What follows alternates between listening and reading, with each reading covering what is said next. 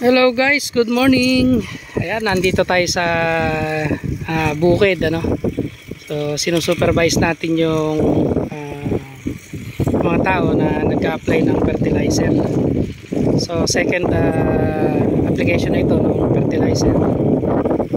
Na mix natin ng urea saka ng tribulobulin.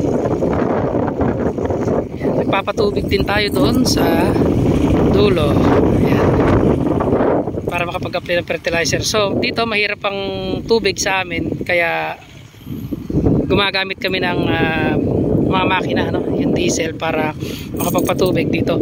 So magastos ang pagtatanim ng palay ngayon, ano, dahil ng kailangan mong bumili ng diesel. So walang irrigation ngayon, walang agos, first crop, tagaraw, kaya medyo pahirapan sa tubig. Kaya ito katabi namin, hindi siya natamna ng palay, so marami dyan.